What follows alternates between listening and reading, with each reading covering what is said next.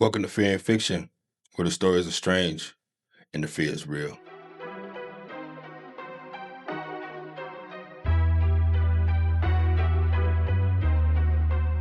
What's going on, Fear and Fiction family? Thank you for being here. Got a couple scary stories for you to check out. Please let me know how you feel in those comments. Please share and like. Now let's get into it.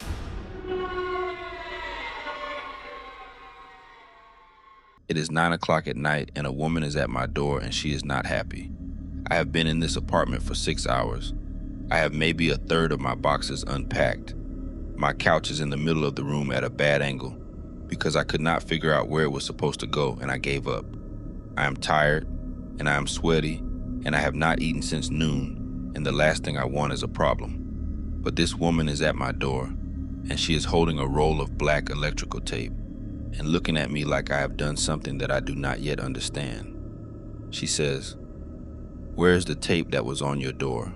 I tell her I took it off, that I found a strip of tape stuck across the bottom of my door frame when I moved in, and I figured it was left over from the previous tenant, and I pulled it off and threw it away. She closes her eyes, just for a second, like she's deciding something. Then she walks past me into the hallway, crouches down and puts a new strip of tape from her roll across the bottom of my door frame. Same place, same way it was before. She stands back up and she looks at me and she says, "Do not take that off again, ever." I say, "Can you please explain what is happening?" She says, "Not tonight. Tonight you just leave the tape. We will talk in the morning." Then she goes back across the hall and closes her door, and I am standing in my own doorway in Altgeld Gardens on the far south side of Chicago at 9 o'clock at night with a strip of black electrical tape across the bottom of my door and absolutely no idea what it means. I grew up in Naperville. I'm going to tell you that up front because it matters. Naperville is a suburb about 30 miles southwest of Chicago, mostly white, mostly comfortable, the kind of place where the biggest crisis at any given moment is a zoning dispute about a new development. I had never lived in the city. I had never lived in a neighborhood like this one. I had taken the apartment because the rent was within my budget, and it was the only thing within my budget that was also within a reasonable distance of my new job. And I had done exactly as much research as a 25-year-old with no frame of reference does, which is to say I looked at the pictures online and checked that the unit had in-unit laundry and signed the lease. I should tell you what Altgeld Gardens is, because if you are not from Chicago or not from that part of Chicago, you may not know. It is a public housing development on the far south side, built in 1945 on top of a former landfill and surrounded on multiple sides by industrial waste sites that have been leaking into the soil and groundwater for decades. It is one of the most isolated neighborhoods in the city. The residents have been fighting for environmental remediation for years. It has also been one of the most underserved and over-policed communities in Chicago for as long as anyone can remember. It is not a neighborhood that was designed for people to thrive in.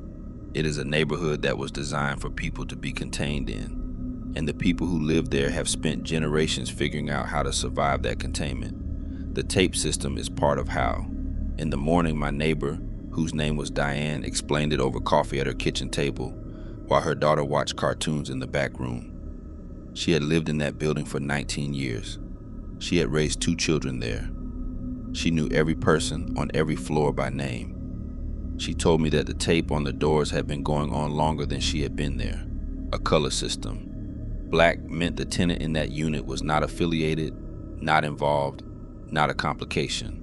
She did not explain what the other colors meant in detail. She said I did not need to know that part. What I needed to know was that my door needed to stay black and it needed to stay taped. I asked who checked it.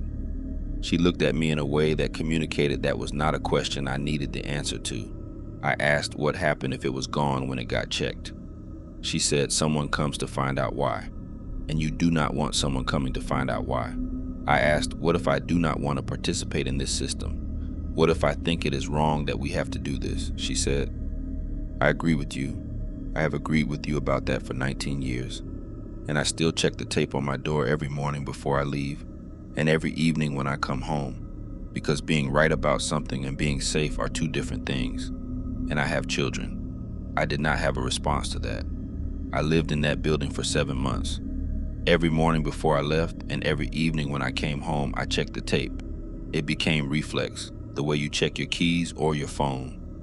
A half-second glance at the bottom of the door frame before anything else. 4 months in, I came home on a Tuesday afternoon and the tape was gone. Not peeled off, not fallen, gone. Clean frame, like there had never been anything there.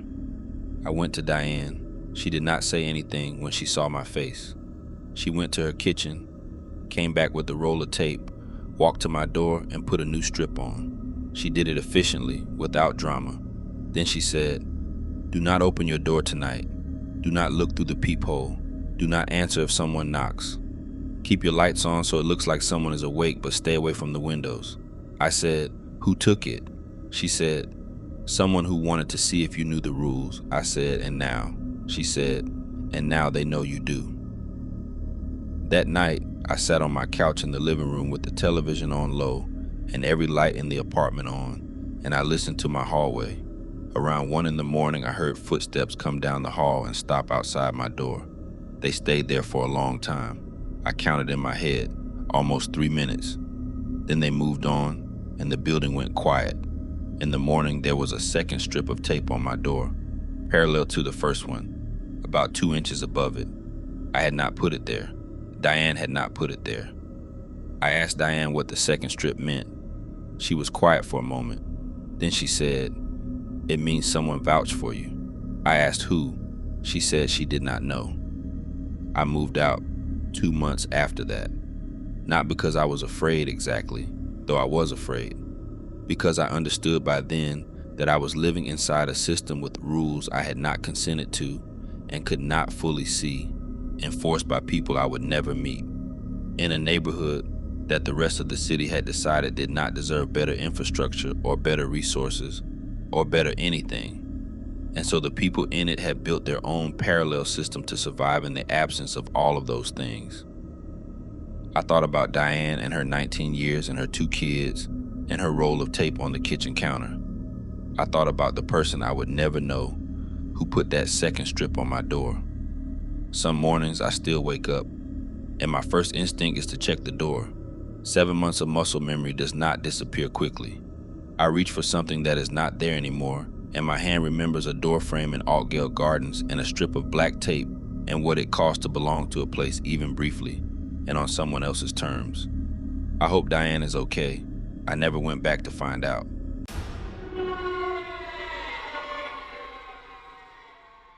Have you ever signed a lease without Googling the address first? I did. I'm not proud of it. I was 27 years old. I had just taken a job at a warehouse distribution center on the outskirts of Baltimore, and I had exactly enough money for first month, last month, and security deposit with nothing left over.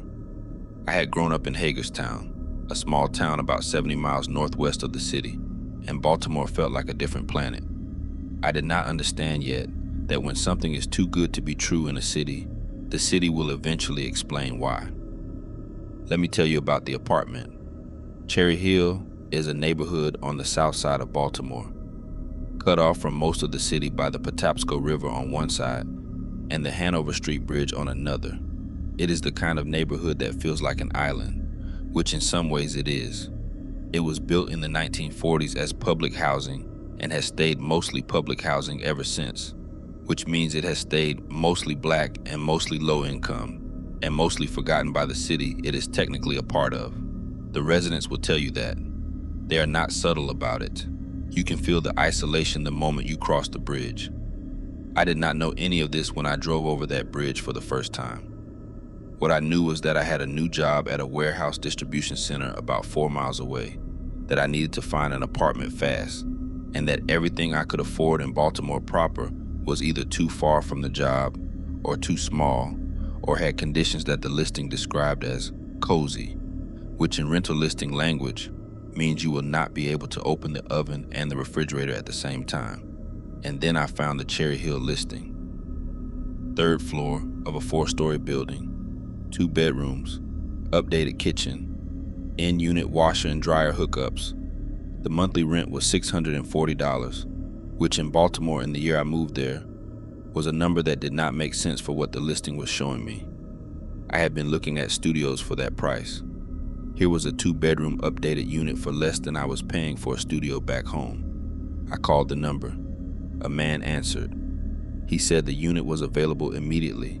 The previous tenant had moved out unexpectedly. He just wanted to get someone in there. I asked if I could come see it. He said yes, come whenever.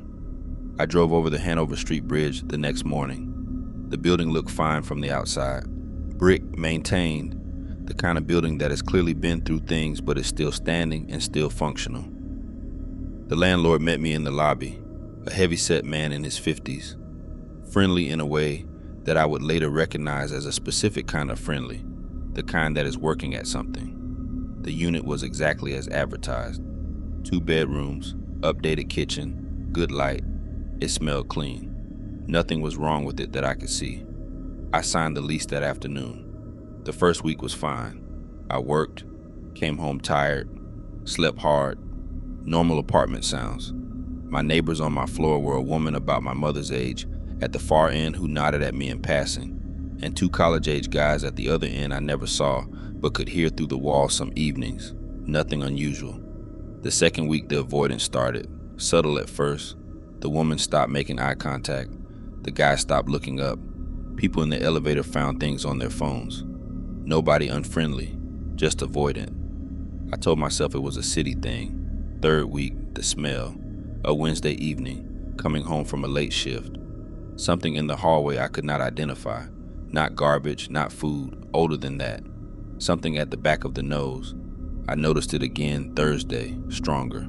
Saturday night, it was inside my apartment. I was in the kitchen making dinner when it hit strong enough to make me turn the stove off and open the windows. And then the kitchen got cold. Not slightly cool, cold. The kind of cold that does not come from an open window in September in Baltimore. It came from the center of the room, from nowhere specific. And it was accompanied by something that I have tried many times to describe accurately and always land on the same word: weight. There was a weight in that kitchen that had not been there before. A presence the way a room has a presence when someone is standing in it. I was alone. I turned around slowly and there was nothing behind me. But the weight was there, and the cold was there, and the smell was there. And all 3 of them together communicated something that my rational mind was not ready to accept. I went to bed with the lights on and I did not sleep well. The next morning I knocked on the woman's door at the end of the hall. She opened it to the width of the chain lock. I could see one eye and part of her face. She said, "Are you planning to stay?" I said I had just signed a year lease. She said, "The man who had that apartment before you, his name was Andre. He had been here about 4 months. Quiet, kept to himself, good person. He started figuring things out about the neighborhood, about who the building is adjacent to and what that means. He was the kind of man who could not pretend he did not understand something once he understood it." I said, "What did he do?" She said, "He talked to someone he should not have. He meant well. He believed in reasonable positions." She looked past me into the hallway. The hallway was empty, but she checked it the way people check when they know that empty does not always mean clear. She said, "They found him in the unit about 6 weeks ago. The landlord had it cleaned and relisted within a week." I said, "The landlord knows what happened to him." She said, "The landlord knows everything that happens in and around this building. That is how the landlord keeps his building." She said, "I am telling you this because you seem like a person who also will not be able to pretend once you understand. So I want you to understand before you do something that cannot be undone. Go to work, come home, keep your head down, start saving to break your lease. Do not be Andre." She closed the door. I went back to my apartment, sat on the couch, and looked at the kitchen from across the room. Then I went to bed and stared at the ceiling until morning. Something of Andre was still in that apartment. I do not know how else to say it. The smell and the cold and the weight in the kitchen were not random. They had a specific quality, a specific location, a specific timing that became predictable once I started paying attention. Wednesday and Saturday nights. Late, when the building got quiet. Always the kitchen, always starting with the smell, and then the cold, and then the feeling of someone standing there who needed me to know something. I started leaving the kitchen light on at night. I do not know why. It felt like the right thing to do, like leaving a lamp on for someone who might be coming home. One Wednesday night, about 3 weeks after I talked to my neighbor, I was in the kitchen when the cold came, and I did not leave. I had been thinking about what my neighbor said, about Andre believing in reasonable positions, about how that belief had cost him.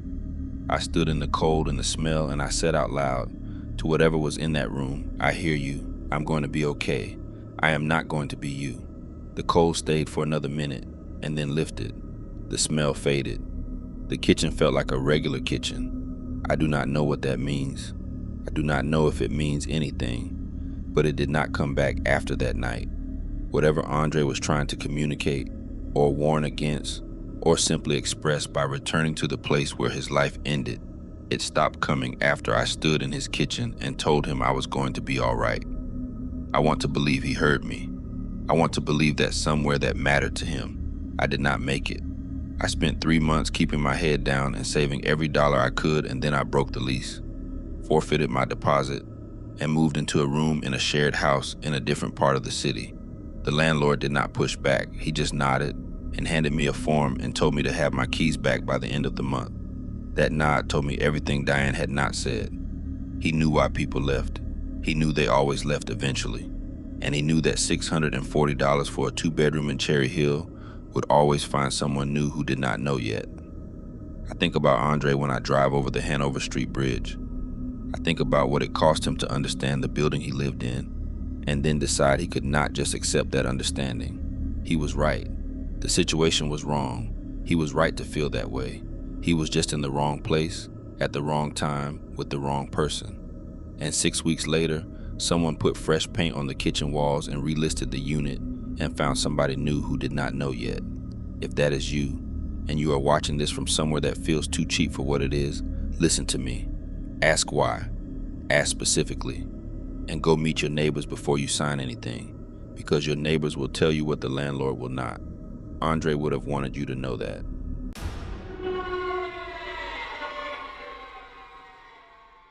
The name of the neighborhood was Sunnyside. I want you to sit with that for a moment. Sunnyside. Sounds like somewhere you take your kids on a Saturday. Sounds like lemonade stands and somebody watering their flower beds. It is a real neighborhood in South Houston, Texas. And the name was not invented to be ironic, but I will tell you, it had been a long time since anybody called it Sunny about anything. I found it because it was cheap and because I had just driven 9 hours from a small town in East Texas with everything I owned in the back of a pickup truck. And I had exactly one friend in Houston, and she lived on the other side of the city, and she was already in a 1-bedroom with her boyfriend. And when she said she had found me a place, she said it in the tone of voice that meant it was a place and not a good place. But it was a place. She was not wrong. The apartment itself was fine, clean, well-maintained, 3rd floor corner unit with 2 windows that got afternoon light and a landlord who showed up to fix things without having to be called 3 times. That part was good. The neighborhood surrounding it was its own education. Sunnyside is its own neighborhood in South Houston, outside Loop 610 and off State Highway 288, one of the oldest African-American communities in southern Houston. It was founded in 1912 and grew into what people called Black Wall Street in the 1970s and 80s. A self-contained community with its own businesses, its own schools, its own churches, its own identity. Like a lot of historically black urban neighborhoods, it has been through neglect, disinvestment, and then the discovery by developers that land near a major city is valuable. It is in transition now, which is a word cities use when they mean some people are being pushed out so other people can move in. The street I lived on was not in transition yet. It was what it had been for a long time, and what it had been for a long time had a set of rules that nobody gave me a pamphlet about. My education started on a Thursday afternoon about 2 weeks after I moved in. I was getting home from the grocery store, walking from my car to the building entrance, and I walked through a conversation I did not realize was happening. There were 3 men on the corner, about 30 feet from my entrance. They were not being loud, not causing any problem I could identify. They were just standing there, the way people stand on corners in neighborhoods like this, which is a way of occupying space that has its own language if you know how to read it. I did not know how to read it yet. I walked through their line of sight. One of them said something to the others, quiet, not to me. I kept walking, got to my door, went inside. The next morning, my car had been moved. Not stolen, moved. I had parked in front of my building in a spot I had parked in every day for 2 weeks. My car was now 2 blocks away, parked neatly against the curb with no damage. All my stuff inside, just relocated 2 blocks. I stood on the sidewalk and looked at where my car used to be, and then looked at where my car now was, and I did not know what to feel. I went to work. I drove home. I parked in front of the building again. 3 days later, same thing. I had a neighbor on my floor, an older woman named Miss Patrice, who had lived in the building for 11 years, who I had talked to maybe 4 times in passing, but who seemed like someone who understood things. I knocked on her door. I told her about my car. She looked at me for a moment. She said, "Where do you usually park?" I told her, "In front of the building." She said, "Come here." She walked me to a window that faced the street and pointed. She said, "You see that red car that is always in front of the building?" I said, "Yes, it was always there. I had assumed it belonged to someone in the building." She said, "It does not belong to anyone in this building. That spot is for that car. It is always for that car. You have been parking where that car parks." I said, "So they just moved my car?" She said, "They moved your car twice and did not do anything else. That is them being patient with you because you are new, and they can tell you do not know. The third time there may not be a conversation about patience." I said, "Whose car is it?" She looked at me with the specific expression of a woman who has been very clear and does not want to be clearer. She said, "Park around the corner." I parked around the corner from that day forward. Never had another problem. But here's the part that I think about the most. About a month after that, I was coming home late from a shift, midnight or a little after, and I was walking from my car to the building, and the 3 men were on the corner again. I walked the same route I always walked. I got to my entrance, and one of them, without looking directly at me, said quietly, just loud enough, "Take the long way tonight." I stopped. I looked at my entrance, which was 20 feet away. I took the long way, went around the block, came in through the side entrance, took an extra 4 minutes. When I came in through the side, I heard something from the direction of the front of the building. Sharp, fast, then tires. I do not know what happened out there. I did not look. I went upstairs, locked my door, sat on the couch. In the morning, the front of the building was normal. Nothing marked, nothing taped off. I never found out what happened, but that man told me to take the long way. A man who did not know me, who I had done nothing to earn anything from, told me to take the long way, and I listened, and I was inside when whatever happened, happened. I stayed in that apartment for a year and a half. I learned the block the way you learn a language when you live in a country and have no choice, not formally, by watching, by listening, by understanding that the people on that corner were not a threat to me personally. They were a system, the same as anything else. And like any system, they had their own logic and their own rules. And once I understood those rules, I was fine. The name of the neighborhood was Sunnyside. I am not going to tell you it was a good situation or that it should have been that way. The neighborhood that existed had existed because of 100 years of decisions made by people with power who decided where Black Houstonians were allowed to live and own and build. The men on the corner were a consequence of that. I was a newcomer who had to learn to move inside a reality I had not made. But I am alive, and one of the reasons I am alive is that a man I had never spoken to told me to take the long way home one night. I do not know his name. I never talked to him directly, but I think about him sometimes. I hope the corner is still his.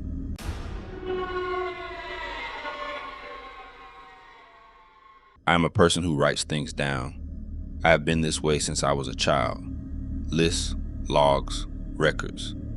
My mother called it my evidence habit. When something upset me as a kid, I did not cry. I went and got a notebook. When my brother broke my things, I documented it. When a teacher graded me unfairly, I wrote it down with dates and specifics and brought it to my mother, who would read it, try not to smile, and go have a conversation with the school. It sounds cold, maybe. It is not. It is just how my brain processes threat. When something is wrong, I need to see it laid out in front of me before I can decide what to do about it. Feelings are real, but they are not evidence. Evidence is evidence. So when things started going wrong in the apartment in the South Ward of Newark, New Jersey, I wrote them down. October 3rd, kitchen cabinet left open, third one from the left. I close it every night before bed. I am certain I closed it. October 7th, my reading glasses moved from the nightstand to the bathroom counter. I did not move them. October 9th, the window in my daughter Maya's room unlocked. I lock every window before I sleep. Every one. I have done this since before I can remember.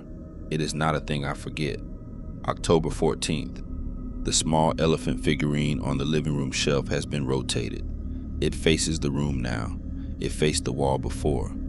I know which direction it faced because I put it there facing the wall specifically because I found the elephant's expression unsettling and I did not want to look at it. October 19th, Maya's stuffed bear is on the couch. She says she did not bring it out of her room. Maya is 6 years old and she is not a liar. I want you to understand that by October 19th, I had been in the apartment for 31 days and I had already written down 5 instances of things being wrong. I told myself I was tired. I told myself I was a single mother working 2 jobs, and the tiredness was making me forgetful, and I was misremembering where I put things and what direction the elephant faced. I am a rational person, and I gave myself rational explanations. Let me tell you about the apartment. The South Ward of Newark is one of the oldest residential neighborhoods in the city, mostly black, historically underserved, the kind of neighborhood that gets described in city planning documents as a revitalization opportunity, which means the people who live there are about to be displaced by the people who will benefit from the revitalization. The apartment was in a 2-family house on a residential street, lower unit, 2 bedrooms, small backyard. The rent was lower than comparable units in the area. The landlord owned the house and lived in the upper unit. He had been there for a long time. He was friendly in a way that, looking back, I should have identified as access, not warmth. Access. There is a difference. Warmth wants to give you something. Access wants to know something. His friendliness always had a question inside it. How was I settling in? How was Maya adjusting? Did I have family nearby? Was I seeing anyone? Normal questions individually, a pattern collectively. He always had a reason to be around. He offered to fix things before I had a chance to report them. The bathroom faucet started dripping on a Tuesday. He knocked on my door Wednesday morning, saying he noticed the water pressure seemed off and wanted to check my fixtures. He came in, fixed the faucet, left. I had not told him about the faucet. I had not told anyone. I was not the first woman to think he was a good landlord. I found that out later. I thought he was attentive. I thought I had found the good kind of landlord, the rare kind who actually maintains the property and knows his tenants. October 23rd. I come home from my evening shift. Maya is at my mother's for the night. I am alone in the apartment. I walk through to the bedroom and stop in the doorway. Something is different. I stand there trying to identify what. Everything looks correct. The bed is made. The furniture is where it belongs. The curtains are closed the way I left them. Then I realize the curtains are closed differently. I always pull the right side slightly more than the left because there's a gap at the left side of the window where the rod does not quite reach, and I like a small amount of morning light. The curtains are now closed evenly. Both sides pulled the same amount. I photographed them. I photographed the gap, or rather the absence of the gap. I added it to my list. October 23rd, curtains adjusted in master bedroom. Right side now even with left. Gap closed.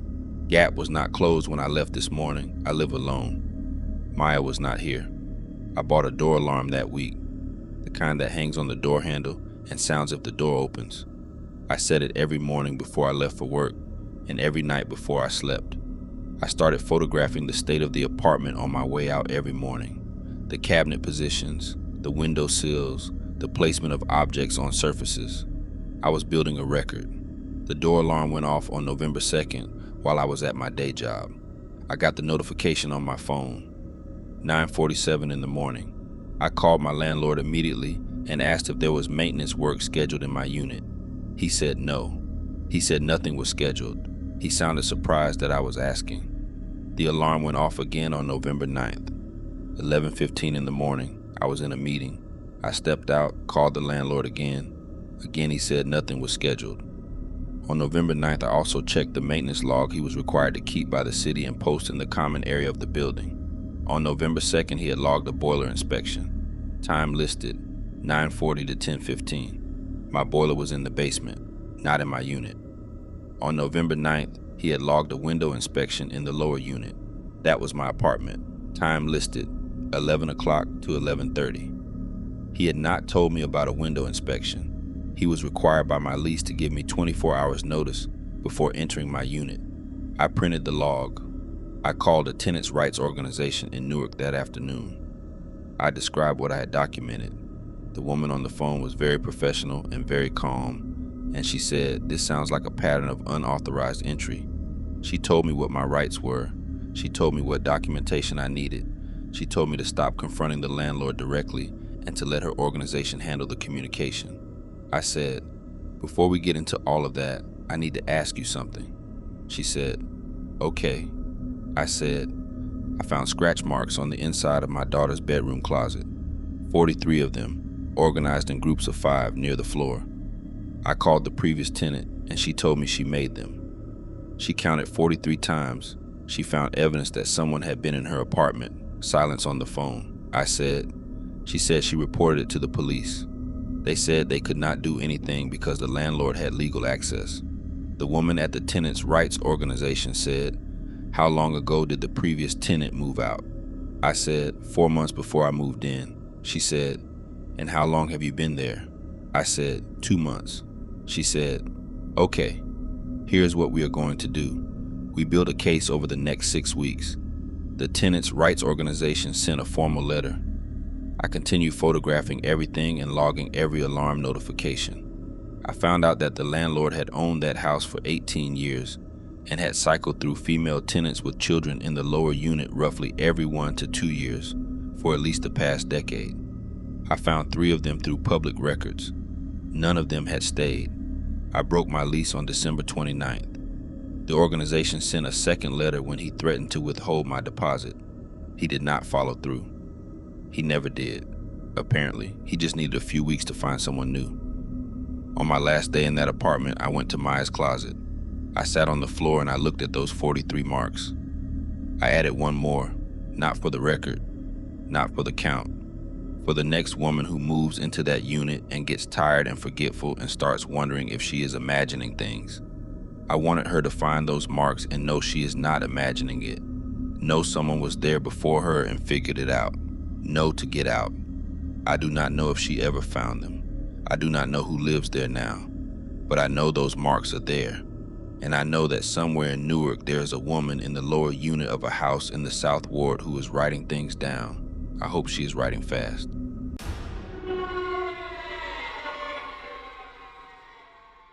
He said, "You have been having trouble with the dining room table." I stopped walking.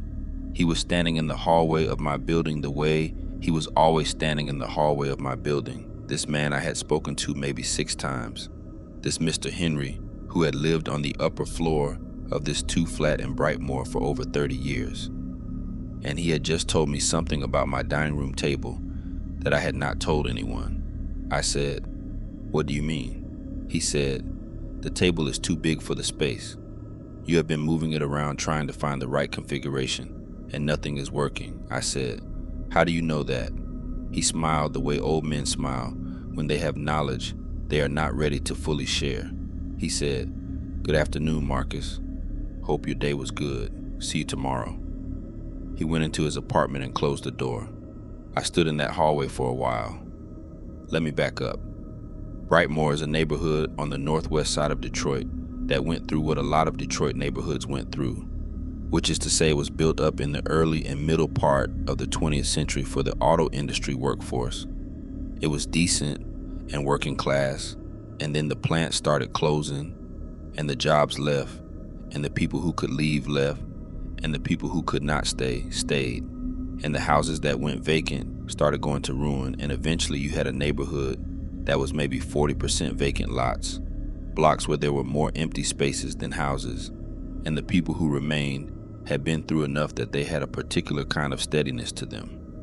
The kind that comes not from things being okay, but from having survived things that were not okay for a very long time. I moved to Brightmoor because I could afford it, and because I had just taken a job at a logistics company on the west side, and the commute made sense, and honestly because I did not know enough about Detroit's geography yet to understand what I was moving into. I had relocated from Atlanta for the job, and I had 3 weeks to find a place. And I found a place. Mr. Henry introduced himself on my first day in the building. He was in his mid-70s, moved carefully, always wore a cardigan regardless of the temperature, and had an orientation toward the hallway that suggested he spent a significant portion of his day in it. He knew the building the way people know places they have inhabited for so long, that the building has become an extension of their body. He was friendly, warm even. He asked where I was from and nodded when I said Atlanta. Like that explained something. He told me which elevator was faster. He told me the mailman came at 10 in the morning on weekdays and later on Saturdays. He told me the radiator in the corner unit ran loud until about midnight and then it settled. I appreciated the orientation. He seemed like a genuinely good man. Then he started knowing things. The first thing was the job. 2 weeks in, he asked how the new job was going. I tried to remember if I had mentioned it. I must have in passing. I moved on. The second thing was my sleep schedule. He mentioned in passing that he had noticed I was getting home later on Tuesdays and Thursdays. I had not told him my schedule. I worked a regular shift Monday through Friday. There was no reason for my Tuesday and Thursday returns to be different. They were not different. The third thing was the table. After that, I went home and I sat down and I thought carefully. I was not a person who shared a lot with neighbors. I was private by nature, especially in a new city where I did not know anyone. I could not account for how Mr. Henry knew what he knew. The following afternoon, I knocked on his door. He was genuinely pleased to see me. He made coffee. His apartment was dense with 30 years of accumulated things. Books stacked on every surface, photographs on every wall, the accumulated texture of a long life in one place.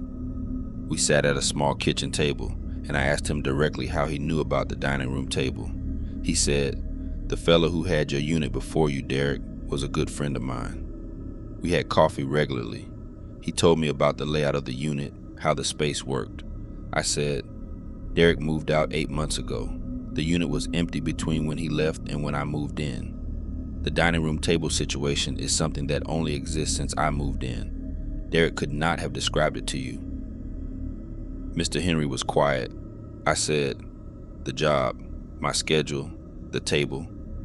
None of it is something Derek could have told you. So how do you know?" He looked at his coffee cup for a moment. Then he said, quietly, "Derek gave me a key. He used to let me come in when he was at work, just to sit. I had been sitting in that unit, or units like it, for 30 years. My wife and I lived in that unit when we first moved into this building. She died in that unit. My children were born in that unit. When they put me in the smaller apartment down the hall, I did not stop feeling like that larger unit was mine." I said, "You have been coming into my apartment." He said, "I gave the key back when you moved in. I want you to know that." I said, "That does not explain what you know." He set his cup down. He looked at me directly. He said, "No, it does not." He did not say anything else about it. I had my locks changed the next morning. I never went back to his apartment. For the rest of the year I lived in that building, he was always in the hallway when I came and went, and I nodded and he nodded, and neither of us said anything more than was necessary. On my last day he was there as I brought boxes out. He said, "I hope you find something that fits better, Marcus." I stopped. I looked at him. I said, "Mr. Henry, what are you?" He smiled. He said, "Just an old man who has lived in the same building for a very long time. He went into his apartment, Brightmoor, Detroit, fourth floor of a building on the northwest side.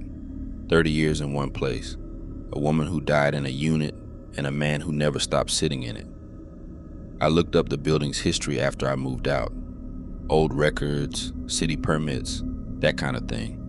The building was a two-flat constructed in the 1920s, part of the wave of small homes built for auto workers coming into northwest Detroit. Mr. Henry, based on what he told me, would have moved in sometime in the early 1990s. His wife would have died sometime after that. The unit that was mine before Derek moved in had been through many tenants over the decades. I could not find anything in the records that explained what Mr. Henry was. Nothing that explained how he knew. There was nothing to find because whatever it was not the kind of thing that gets recorded in city permits. What I found instead was something he had said to me in that first conversation in the hallway. I had not paid attention to it at the time. He said, "Welcome to the building, Marcus." I had never told him my name. The landlord could have mentioned it. That is the reasonable explanation, and I have held on to it for 2 years. But when I called the landlord to ask, the week after I moved out, just to close the loop in my own mind, the landlord said he had not spoken to Mr. Henry in months. Said the old man kept mostly to himself. I do not have an explanation. I have what happened. Some places hold things. Some people are held by places. I do not know where Mr. Henry ended and the building began. I do not know if I want to. Whew, we made it. If you like the stories, please let me know. Please like, share, and subscribe. Take care.